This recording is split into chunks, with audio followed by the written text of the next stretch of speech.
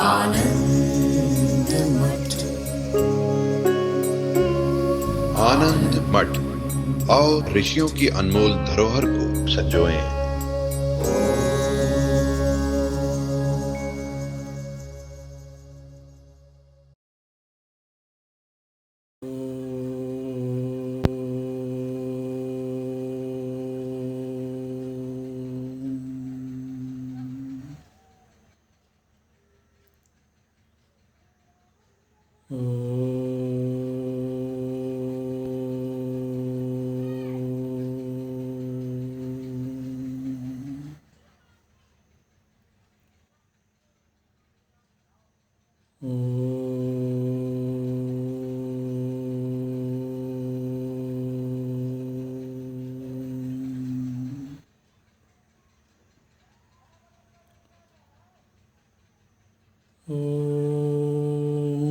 भद्रं कर्णेभिः शृणुयाम देवाः, भद्रं पश्येमाक्षभिर्यजत्राः, स्थिरैरङ्गैस्तुष्टुवागुंसस्तनूभिः व्यशेम देवहितं यदायुः।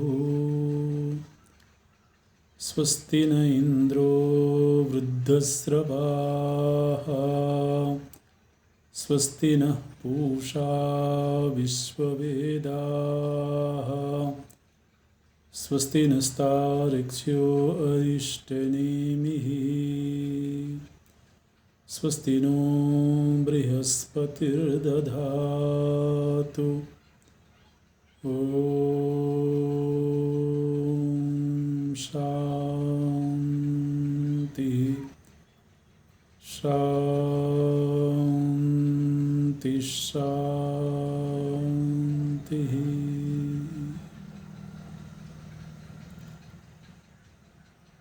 सच्चिदानन्दरूपाय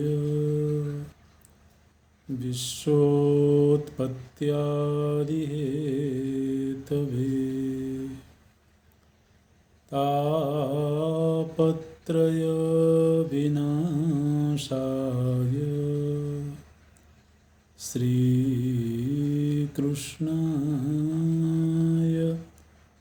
वयं नमः।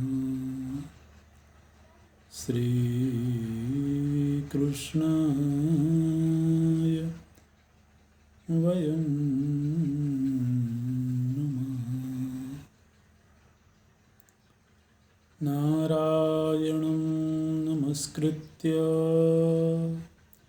नरं चैव नरोत्तमं, देवीं सरस्वतीं व्यासं ततो जयमुदीरयेत्। ततो जयमुदीरयेत्।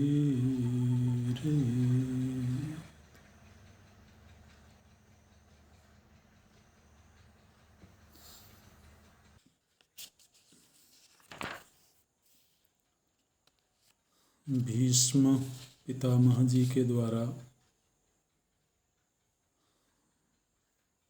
कौरवों और पांडवों की शिक्षा के लिए द्रोणाचार्य जी को नियुक्त किया गया था। द्रोणाचार्य जी के पहले कृपाचार्य जी नियुक्त किए गए थे महाराज धृतराष्ट्र के द्वारा। तो कृपाचार्य जी के द्वारा भी शिक्षा प्राप्त हुई है और द्रोणाचार्य जी के द्वारा शिक्षा प्राप्त हुई है। द्रोणाचार्य जी का यहाँ पर प्रसंग वर्णित है।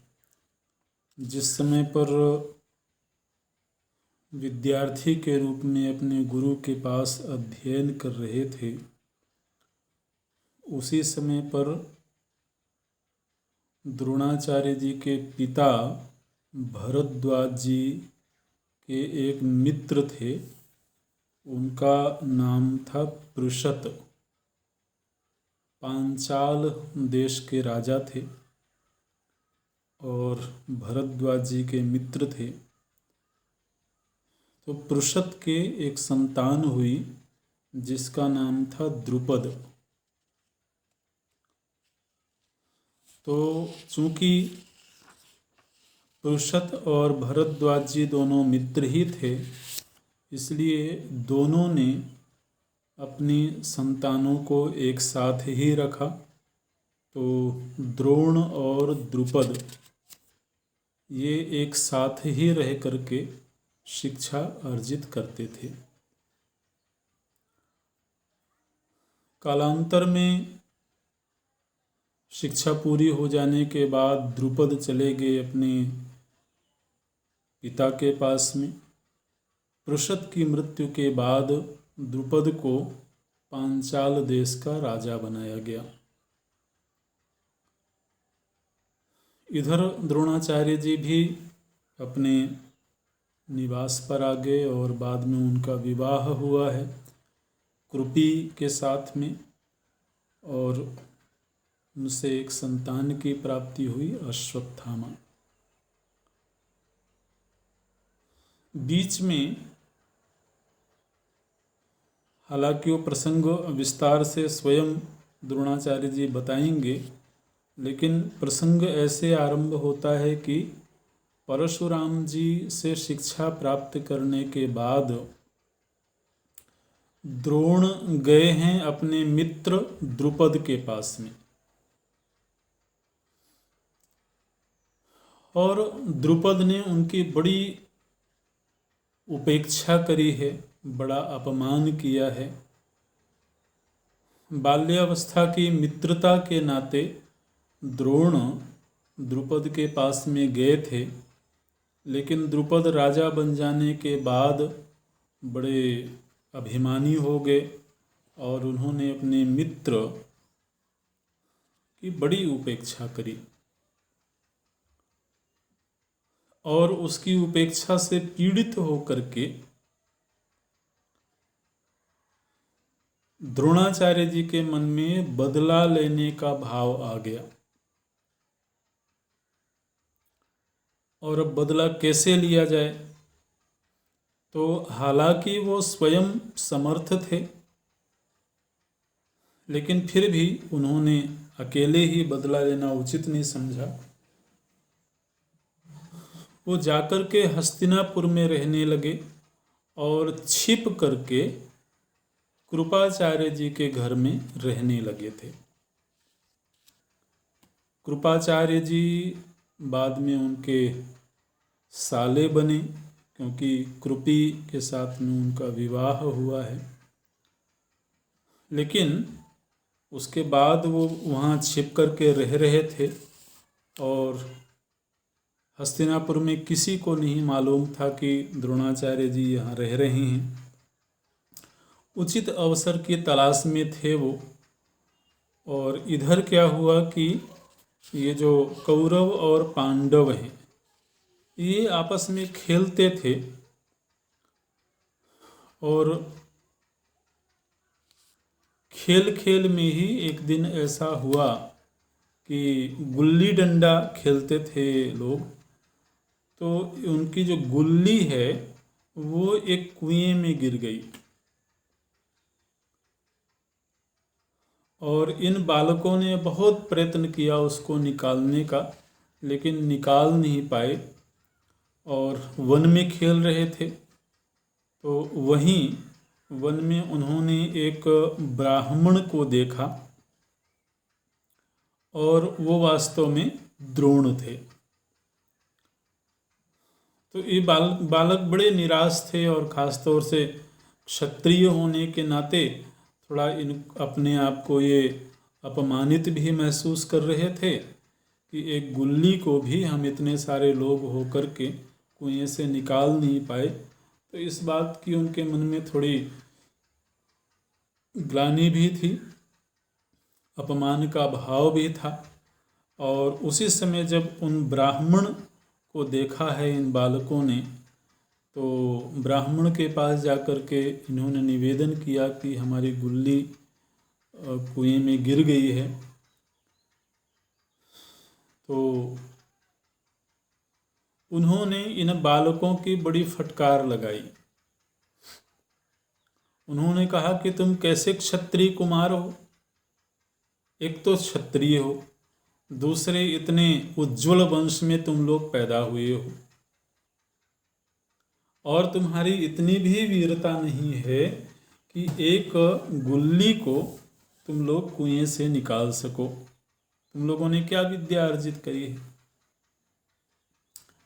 तो इस तरह से उन बालकों को थोड़ा और उन्होंने डांटा है, और फिर बोले कि देखो मैं निकाल देता हूँ। तो उन्होंने बड़ी युक्ति दिखाई है उन बालकों को, और किया क्या कि उन्होंने स्वयं अपनी एक अंगूठी भी उस कुएं में फेंक दिया, और बोले कि मैं केवल घास के तिनके से ये अंगूठी और तुम्हारा ये जो बीटा है, गुल्ली को संस्कृत में बीटा कहते हैं, तो वो मैं निकाल देता हूँ। और ये बालक तो बड़े आश्चर्यचकित थे कि घास के तिनके से कैसे निकाला जा सकता है। तो उन्होंने बहुत सारे घास के तिनके इकट्ठे किए और उनके ऊपर मंत्र का प्रयोग किया है, और मंत्र शक्ति से उन्होंने एक तिनके को कुएं में फेंका, और उस तिनके ने गुल्ली में जाकर के छेद कर दिया, उसमें फंस गया वो। और फिर उस तिनके के ऊपर दूसरा तिनका फेंका उन्होंने, तो वो तिनका भी पहले वाले तिनके से जाकर के जुड़ गया, और इस तरह से तिनके से तिनका ही जुड़ता चला गया, और ऊपर तक जब आ गया तो तिनके को पकड़ करके खींच लिया उन्होंने। तो इन कुमारों ने जब इस अद्भुत कार्य को देखा है, तो इन्होंने पूछा कि आप कौन हो? आपके पास में तो अद्भुत धनुर्विद्या की कला है, आप कौन हो? आप कृपया अपना परिचय दें। तो द्रोणाचार्य जी ने कहा कि आप लोग मुझे नहीं पहचान पाओगे, आप लोग जाकर के अपने पितामह भीष्म के विषय में, भीष्म के पास जाकर के मेरे विषय में चर्चा करना, और बताना कि इस तरह से एक ब्राह्मण हमको मिले और उन्होंने ऐसी अद्भुत कला का प्रदर्शन किया कि तिनके से उन्होंने बीटा निकाल दिया। ये पांडव और कौरव गए हैं भीष्म पितामह के पास में, और सारा प्रसंग जब उन्होंने सुनाया, तो भीष्म पितामह पहले से ही एक बहुत योग्य धनुर्विद्या में निष्णात आचार्य की तलाश कर रहे थे, और उन्हें मालूम था कि इस समय पर इस देश में एक आचार्य हैं द्रोण, जो सर्वथा इस पद के योग्य हैं और परशुराम जी के शिष्य हैं। तो जब इन बालकों ने आकर के इस तरह का प्रसंग सुनाया, तो भीष्म पितामह समझ गए कि निश्चित रूप से ये द्रोणाचार्य ही हो सकते हैं, और फिर उन बालकों के साथ में स्वयं भीष्म पितामह गए हैं वन में, और वहाँ उन्होंने द्रोणाचार्य जी को पहचान लिया, उनका बहुत सत्कार किया है। हालांकि द्रोणाचार्य जी पहले से भी हस्तिनापुर में ही छिप करके रह रहे थे, लेकिन आज वो प्रसंग उपस्थित हुआ जबकि राज परिवार के द्वारा उनको पहचाना गया, और वो स्वयं ऐसी प्रतीक्षा भी कर रहे थे। वो सीधे राज दरबार में जाना नहीं चाहते थे। तो भीष्म पितामह ने उनको पहचाना है, और बहुत आदर के साथ में वो राजमहल में लेकर के गए हैं उनको।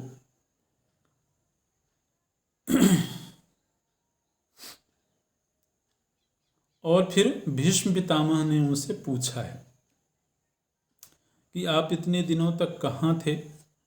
और द्रोणाचार्य जी ने बताया कि मैं था तो इसी नगर में, लेकिन मैं छिप करके रह रहा था।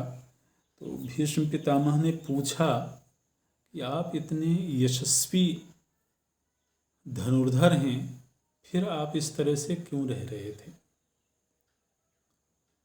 तब फिर द्रोणाचार्य जी ने पूरा प्रसंग सुनाया है कि मेरे जीवन में क्या घटना घटी। द्रोणाचार्य जी बताते हैं कि मैं अस्त्र शस्त्र की विद्या सीखने के लिए एक बार महर्षि अग्निवेश के समीप गया था। महर्षि अग्निवेश के समीप जाकर के मैं शस्त्र विद्या का अर्जन कर रहा था। बड़ी विनम्रता के साथ में वहाँ रह रहा था। और जिन दिनों में मैं वहाँ ब्रह्मचारी के रूप में गुरुकुल वास कर रहा था, उसी समय पर पांचाल देश के राजकुंवर द्रुपद भी वहाँ पढ़ते थे। हम दोनों में बड़ी गहरी मित्रता हो गई थी।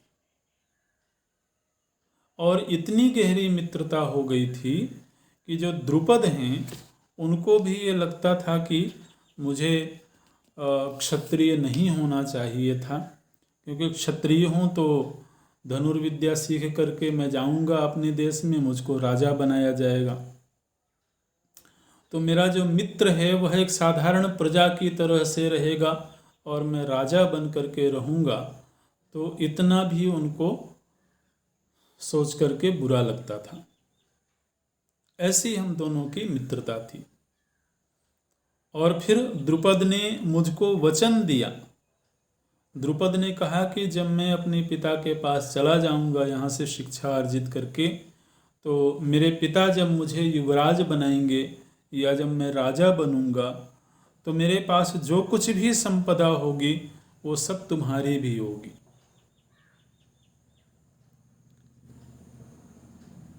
ऐसा मेरे मित्र ने मुझको वचन दिया था। बोलते हैं, अभिषेक्ष्यति माम राज्ये स पांचालो यदा तदा त्वद्भोग्यम भविता तात सखे सत्येन ते शपे।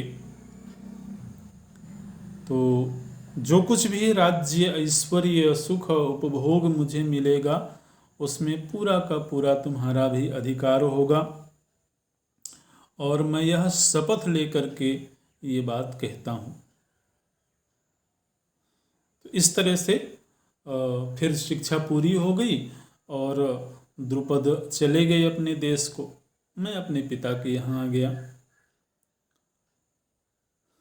कालांतर में मेरा विवाह हुआ और मैंने कोई धनार्जन के लिए अतिरिक्त प्रयत्न किया नहीं। एक ब्राह्मण का जो आचरण होना चाहिए उसी तरह से मैं रहता था। और मुझको एक पुत्र की प्राप्ति हुई अश्वत्थामा के नाम से। हमारे पास में एक गाय रखने की भी सामर्थ्य नहीं थी। वन में हम रहते थे, गृहस्थ जीवन व्यतीत करते थे और वहाँ पर अनेक ऋषि लोग रहते थे जिनके पास में बहुत सारी गौएं थी। तो मेरा पुत्र जब दूसरे ऋषि पुत्रों को दूध पीते हुए देखता था तो ये जिद करता था कि मुझे भी दूध पीना है।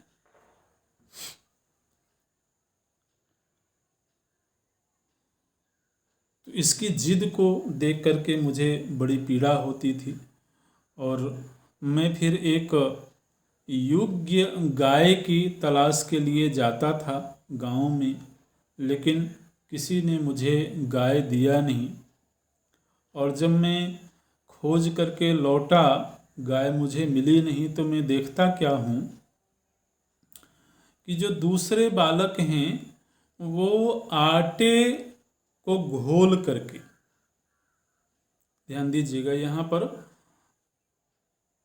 द्रोणाचार्य जी के द्वारा ये प्रसंग सुनाया गया है कि जिस समय पर मैं लौटा अपने घर को, तो मैं देखता हूँ कि बाहर ही बच्चे खेल रहे थे और अश्वत्थामा के जो दूसरे मित्र थे उन्होंने आटे को घोल करके अश्वत्थामा को पिलाया और उसी को पी करके ये अश्वत्थामा उछलने लगा और ये बड़े जोर जोर से ये बोलने लगा कि आज मैंने भी दूध पी लिया। तो इसके उत्साह को देख करके इसके जो दूसरे मित्र थे ये इसकी हंसी उड़ाते थे। ये दृश्य मैंने जब अपनी आंखों से देखा कि जिन घरों में गाय हैं उनके बच्चे मेरे बच्चे की हंसी उड़ा रहे हैं और आटे को घोल करके पिला रहे हैं और उसको ये पता भी नहीं लग रहा है कि ये दूध है कि नहीं है, और उसी को पी करके ये प्रसन्न हो रहा है, आनंदित हो रहा है। और इसके इस आनंद को देख करके जो बच्चे हैं वो हंसी उड़ा रहे हैं। तो उससे मुझे बड़ा अपमान का भाव हुआ और मैंने सोचा कि देखो, मैंने इतनी विद्या अर्जित करी लेकिन फिर भी मैंने धनार्जन के लिए कोई प्रयत्न नहीं किया।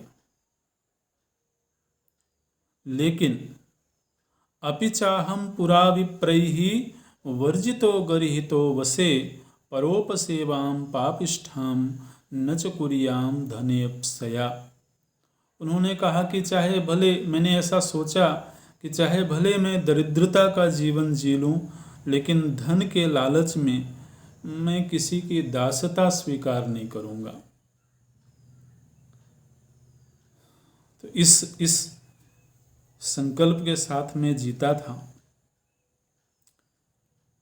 लेकिन जब इस तरह का प्रसंग देखा तो मेरा मन बड़ा दुखी हुआ और फिर मुझको याद आया कि मेरा मित्र है द्रुपद, वो तो इस समय पांचाल देश का राजा है, तो उससे तो कम से कम एक गाय मैं मांग के ला ही सकता हूँ। तो ये सोच करके मैं अपनी पत्नी और बच्चे को साथ लेकर के इति मत्वा प्रियम पुत्रम भीष्मादाय ततो ह्यहं पूर्वस्नेहानुरागित्वात् सदारः सौमकिं गतः। तो अपने परिवार को लेकर के मैं पांचाल देश गया। पांचाल देश में पहुंच करके मैंने देखा कि मेरे मित्र को राजा बना दिया गया है और इस समय पर वो पांचाल देश का राजा है। तो मुझे ये सुन करके बहुत प्रसन्नता हुई और फिर मैं सीधे उसके दरबार में गया और दरबार में जाकर के मैंने उससे कहा कि देखो, तुम्हारा मित्र आया है। तो जब मैंने मित्रता की स्मृति करवाई वहाँ पर, तो द्रुपद ने मेरी बड़ी उपेक्षा करी और एक तरह से नीच मनुष्य की तरह से मुझे देखते हुए, और उसने कहा कि अरे ब्राह्मण, तुम्हारी बुद्धि लगता है कि अशुद्ध हो गई है, तुम्हारी मति मारी गई है। मुझ राजा को तुम अपना मित्र कह रहे हो। इस समय राज मद उसको इतना प्रभावी हो गया था। वो बोलता है, यदात्थमां त्वं प्रसभं सखा तेहमिति द्विज संगतानीह जीर्यन्ति कालेन परिजीर्यतः। उसने कहा कि मुझ राजा को तुम अपना मित्र कैसे कह सकते हो जबकि तुम एक दरिद्र ब्राह्मण हो। और माना कि यदि कभी मित्रता रही भी होगी तो मित्रता भी काल के साथ साथ में जीर्ण हो जाती है।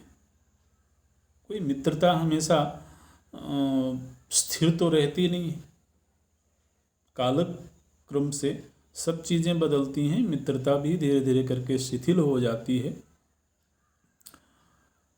और वैसे भी ये बताओ कि मित्रता जो होती है वो तो समान सामर्थ्य वाले लोगों के बीच होती है।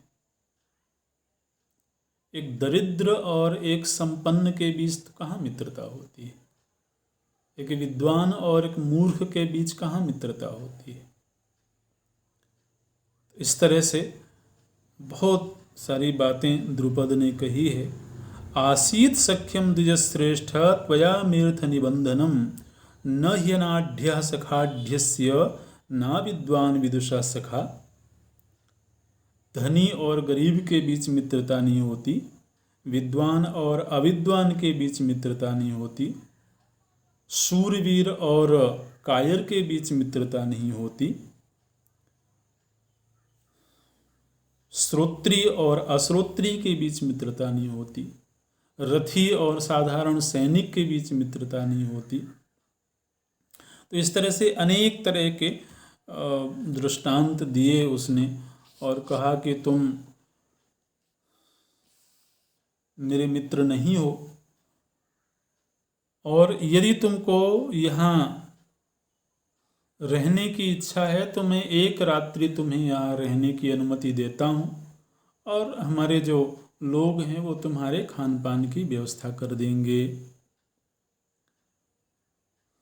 द्रोणाचार्य जी बोलते हैं, भीष्म पितामह को ये प्रसंग सुना रहे हैं, तो उन्होंने कहा कि जब मेरे मित्र ने इस तरह का मुझे मेरा तिरस्कार किया, मुझे अपमानित किया, तो उसकी मुझे बड़ी पीड़ा हुई। अब देखिए, जो आचार्य द्रोण हैं उनका जन्म तो हुआ है ब्राह्मण पिता के माध्यम से, लेकिन इन्होंने जो शिक्षा अर्जित करी है वो क्षत्रियोचित शिक्षा अर्जित करी है ना। धनुर्विद्या का इन्होंने अध्ययन किया है।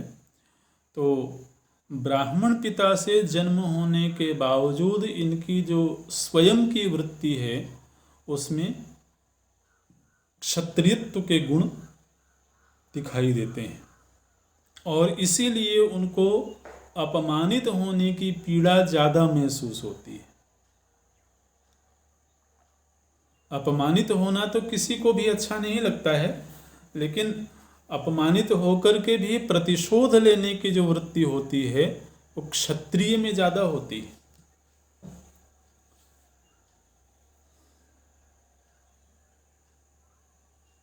तो द्रोणाचार्य जी बोलते हैं, फिर मैंने संकल्प लिया कि एक दिन मैं अवश्य इससे बदला लूँगा,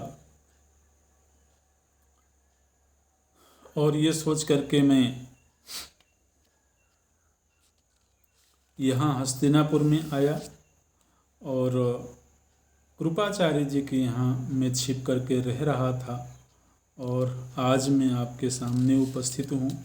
मुझे एक ऐसे शिष्य की आवश्यकता है जो द्रुपद से मेरा बदला पूरा कर सके। ये द्रोणाचार्य जी ने आरंभ में ही स्पष्ट कर दिया। भीष्म पितामह ने कहा कि आपसे ज़्यादा योग्य कोई आचार्य नहीं है धनुर्विद्या के, और मैं चाहता हूँ कि आप हमारे बालकों को धनुर्विद्या की शिक्षा दें। और द्रोणाचार्य जी ने कहा कि मैं अवश्य शिक्षा दूंगा, और मैं एक ऐसे शिष्य को तैयार करना चाहता हूँ जो मेरे इस अपमान का बदला ले सके। तो इस तरह से ये द्रोणाचार्य जी के द्वारा जो कौरवों पांडवों को शिक्षा देने का निर्णय हुआ है उसके पीछे एक शर्त है, एक मांग है।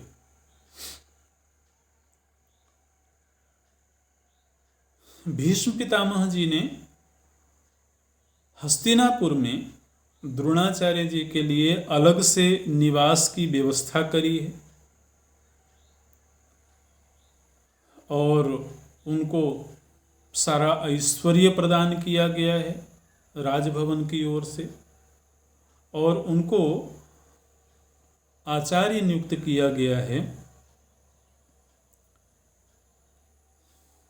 कौरवों और पांडवों को शिक्षा देने के लिए। जिस समय पर ये बालक द्रोणाचार्य जी के पास शिक्षा लेने के लिए गए, उस समय पर ही द्रोणाचार्य जी ने सभी विद्यार्थियों के सामने एक बात कही। उन्होंने कहा, कार्यम में कांक्षितम किंचित हृदि संपरिवर्तते कृतास्त्रैस्तत् प्रदेयम में तदेतद वदता नघाः। द्रोणाचार्य जी ने कहा कि मैं तुम लोगों को शिक्षा अवश्य दूंगा, लेकिन शिक्षा पूरी होने के बाद में मेरा एक बहुत बड़ा कार्य है जो आप में से किसी को करना होगा। वो कार्य क्या है वो नहीं बताया उन्होंने, केवल इतना ही कहा कि शिक्षा पूरी होने के बाद एक बहुत ज़रूरी कार्य है, वो आप में से किसी को करना होगा। कौरव लोग तो चुप रहे, लेकिन अर्जुन ने आगे आकर के द्रोणाचार्य जी के सामने प्रतिज्ञा करी कि शिक्षा पूरी होने के बाद आपकी जो आज्ञा होगी, जिस कार्य के लिए आप मुझे नियुक्त करेंगे, वह कार्य मैं अवश्य पूर्ण करूंगा। अर्जुनस्तु ततः सर्वं प्रतिजज्ञे परम तप। अर्जुन ने ये प्रतिज्ञा करी और उसके बाद में शिक्षा दीक्षा आरंभ हो गई है।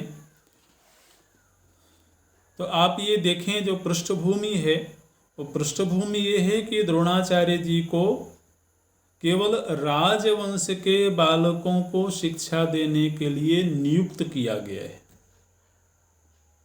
है ना।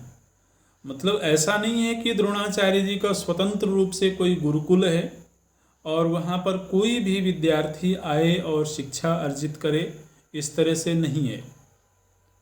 बल्कि हस्तिनापुर के राजवंश के द्वारा उनको रहने के लिए एक आवास प्रदान किया गया है और केवल राजवंश के जो बालक हैं उनको धनुर्विद्या की शिक्षा के लिए उनको नियुक्त किया गया है।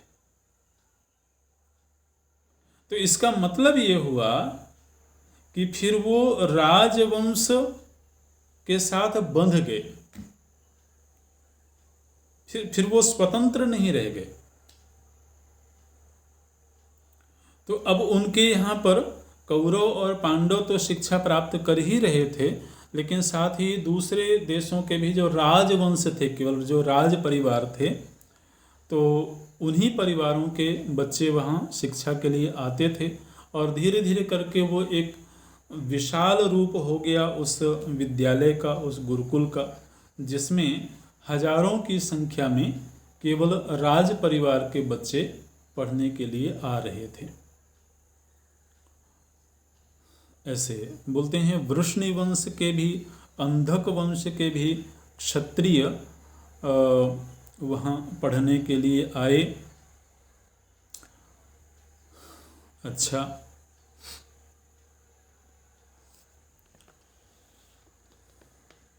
सभी को शिक्षा देने लगे द्रोणाचार्य जी। अब इसमें क्या हुआ कि द्रोणाचार्य जी के अपने पुत्र भी हैं, अश्वत्थामा। अश्वत्थामा के प्रति द्रोणाचार्य जी के मन में थोड़ा पक्षपात का भाव था।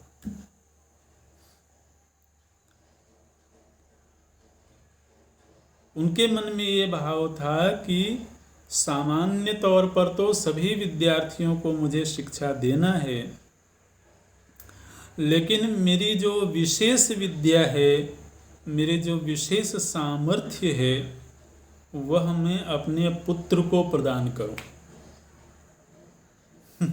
तो यहाँ पर वर्णन है कि जब सभी बालकों को वो जल लेने के लिए भेजते थे द्रोणाचार्य जी, तो अन्य बालकों को तो कमंडलू दे देते थे और अश्वत्थामा को घड़ा दे देते थे। तो उससे जल लाने में होता क्या है कि कमंडलू में जल लाएंगे तो बहुत आराम से चलना पड़ेगा, क्योंकि उसमें जल छलकता है। तो जल गिर ना जाए ये सावधानी रखते हुए बहुत धीरे धीरे आना पड़ता है। लेकिन घड़े का मुख जरा बड़ा होता है तो उसको लेके जल्दी से आया जा सकता है। तो अश्वत्थामा जल लेकर के जल्दी लौट आते थे।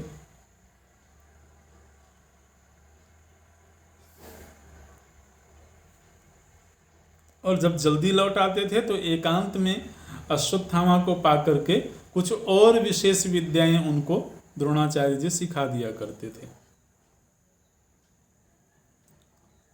अच्छा, एक दिन अर्जुन को यह रहस्य पता लग गया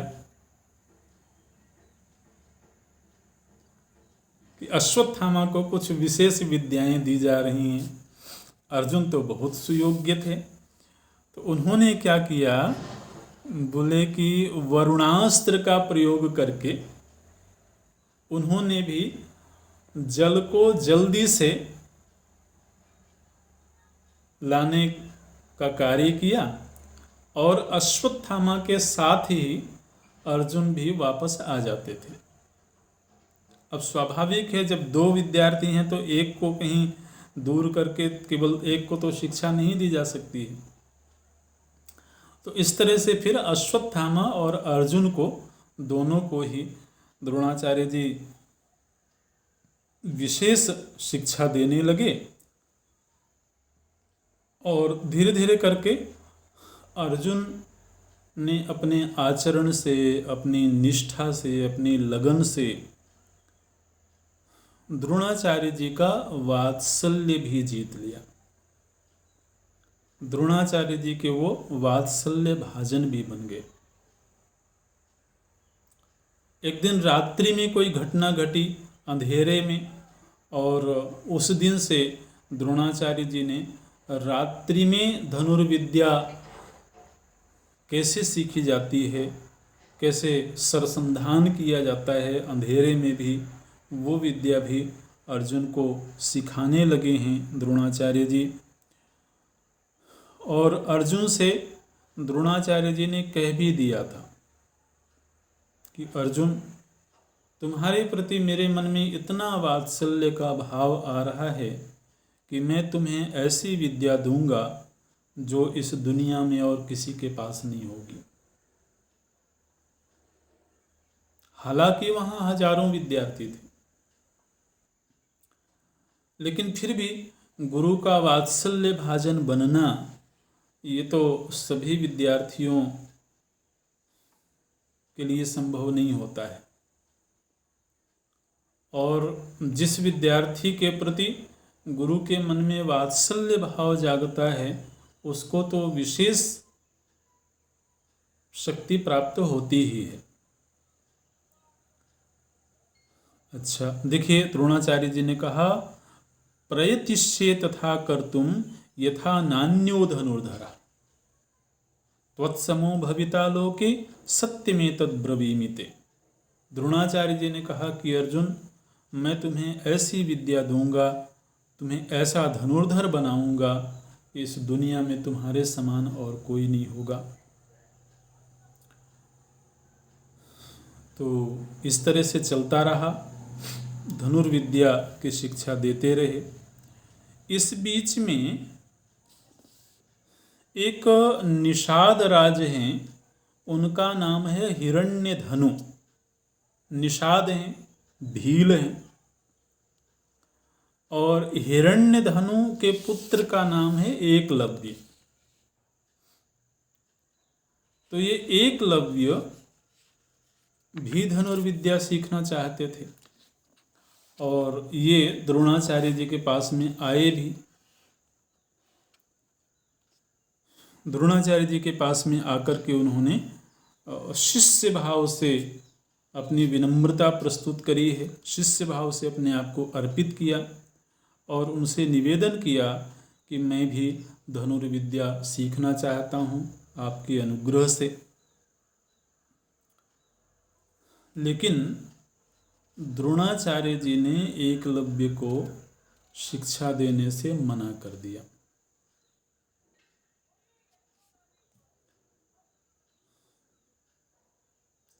न शतं प्रतिजग्राह नैषाद इति चिंतयन्। चूंकि यह निषाद है, भील है, इसलिए मैं इसको शिक्षा नहीं दूंगा। और ऐसा निर्णय उन्होंने किया केवल कौरवों को देखते हुए। ध्यान दीजिएगा, चूंकि वो राजवंश के द्वारा आचार्य के रूप में नियुक्त किए गए थे, इसलिए जो कौरव थे दुर्योधन आदि, उनको कहीं न कहीं इस बात का भान था। दुर्योधन तो बचपन से ही बड़ा अहंकारी स्वभाव का था, तो उन लोगों को इस बात का कहीं भान था कि हमारे पिताजी के द्वारा इनको आचार्य के रूप में नियुक्त किया गया है, इसलिए ये केवल राज परिवारों के बालकों को ही शिक्षा दे सकते हैं। तो केवल ये जो कौरव लोग हैं ये कोई उपद्रव ना कर दें, इसलिए उन्होंने एकलव्य को शिक्षा देने से मना कर दिया।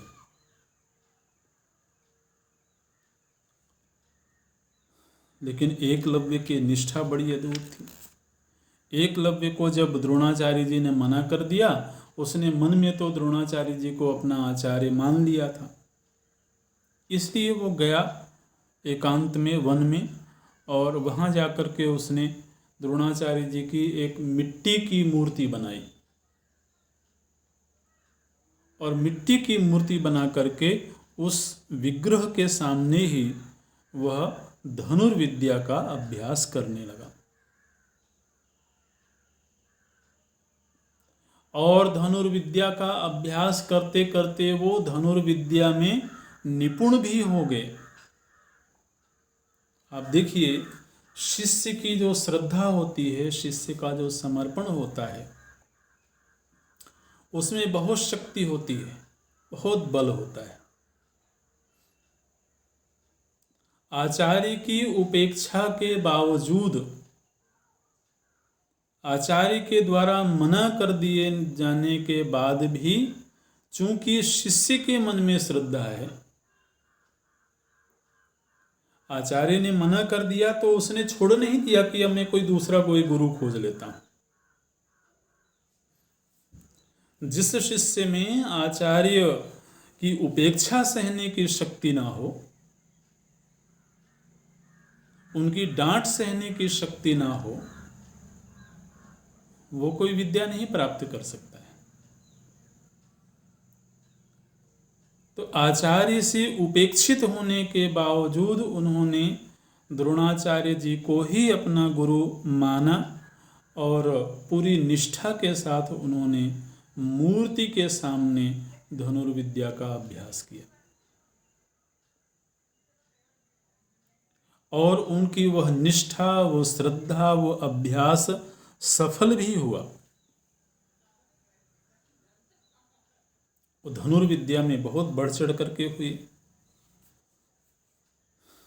एक दिन कुछ ऐसा हुआ कि ये जो कौरव पांडव लोग हैं, ये लोग वन विहार के लिए गए हुए थे और इनके साथ में सेवक भी थे।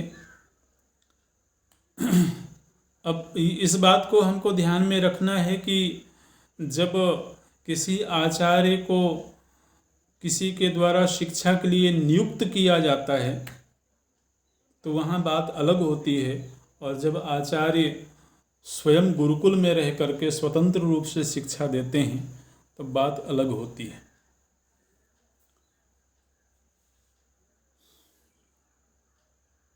तो यहाँ ये जो कौरव पांडव रह रहे थे, ये तो गुरुकुल में रह रहे थे, लेकिन फिर भी इनके अपने सेवक गण भी थे वहां। तो ये लोग एक दिन वन विहार के लिए गए और इनके साथ में कोई सेवक भी चल रहा था। उस सेवक के साथ में कोई कुत्ता था उसका अपना। वन में गए तो कुत्ता इधर उधर भटक गया और वो कुत्ता पहुंच गया एकलव्य के पास में, जहां एकलव्य धनुर्विद्या का अभ्यास कर रहे थे। एकलव्य का शरीर बिल्कुल काला था, श्याम वर्ण था। तो एकलव्य को देख करके वो जो कुत्ता है वो बहुत जोर जोर से भूंकने लगा। तो एकलव्य ने एक ही बार में 7 बाण मार करके उस कुत्ते के मुंह को भर दिया। वो एक बड़ी धनुर्विद्या की अद्भुत कला थी। और फिर वह कुत्ता भागा भागा वापस आया इन पांडवों के पास में, कौरवों के पास। इन लोगों ने जब देखा कि कुत्ते के मुख में 7 बाण बिंधे हुए हैं और बड़ी अद्भुत धनुर्विद्या की कला के तहत ये कार्य किया गया है, तो फिर वो कुत्ते को लेकर के पुनः उस जगह पर गए हैं जहाँ एकलव्य धनुर्विद्या का अभ्यास कर रहे थे। तो इन लोगों ने पूछा एकलव्य से कि तुम कौन हो, तुम्हारे गुरु कौन हैं? तो एकलव्य ने कहा कि मैं निषाद राज हिरण्यधनु का पुत्र हूँ, एकलव्य नाम है मेरा, और द्रोणाचार्य जी मेरे आचार्य हैं।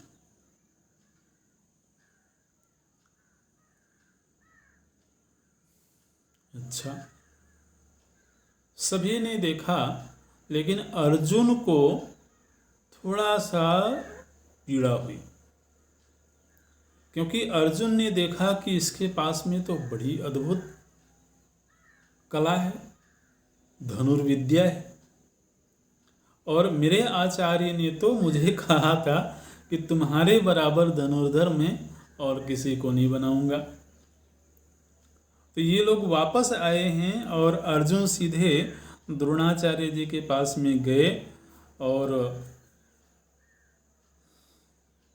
अर्जुन ने कहा कि गुरुदेव, आपने छिप करके किसी एक शिष्य को शिक्षा दी है और वह भी धनुर्विद्या में बहुत बढ़ चढ़ करके है, मेरे समकक्ष ही है। द्रोणाचार्य जी ने कहा, अच्छा कौन है, कहाँ है? तो फिर द्रोणाचार्य जी स्वयं एकलव्य के पास गए। एकलव्य ने बहुत आदर किया, बहुत सत्कार किया, जो सामर्थ्य थी उसके अनुसार उसने गुरु का पूजन किया है। और द्रोणाचार्य जी ने कहा कि अगर तुम मेरे शिष्य हो तो तुम मुझे कुछ गुरु दक्षिणा दो। एकलव्य ने कहा कि जो आप आज्ञा करें। तो द्रोणाचार्य जी ने कहा कि तुम मुझे अपने दाहिने हाथ का अंगूठा दे दो। छित्त्वा विचार्यतं प्रादात् द्रोणायांगुष्ठमात्मनः तमब्रवीत् त्वयांगुष्ठो दक्षिणो दीयतामिति। एकलव्य ने एक बार भी कुछ आगे पीछे सोचा नहीं और तत्क्षण उसी जगह पर उसने अपने तलवार से दाएं हाथ का अंगूठा काटा है और द्रोणाचार्य जी के सामने अर्पित कर दिया। द्रोणाचार्य जी उसके इस निष्ठा को देख करके आश्चर्यचकित रह गए। और अब देखिए, जब कोई आचार्य बार बार रोक रहे थे अपने आप को, लेकिन अभी बोलते हैं, ट्यूटर के रूप में जब कोई आचार्य नियुक्त होता है तो उसकी क्या मजबूरियां होती हैं।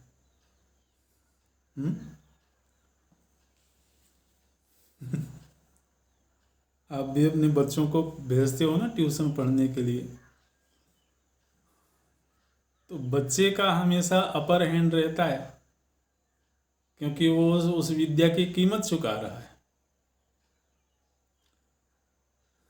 इसलिए धन लेकर के जब विद्या दी जाती है तो उसमें आचार्य बहुत मजबूर होते हैं।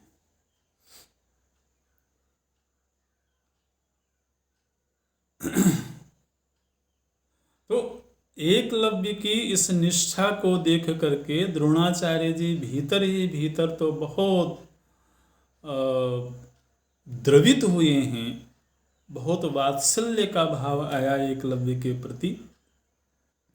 लेकिन ये कौरव और पांडव इस बात को जान न पावे, इशारों इशारों में द्रोणाचार्य जी ने एकलव्य को केवल उंगलियों से सरसंधान करने की कला सिखाई है, क्योंकि अंगूठा तो उन्होंने ले लिया था, और धनुर्विद्या में तो अंगूठे का बहुत प्रयोग होता है। जब अंगूठा ले लिया गया सिर्फ इसलिए क्योंकि अर्जुन से बड़ा धनुर्धर और कोई न होने पावे, है ना।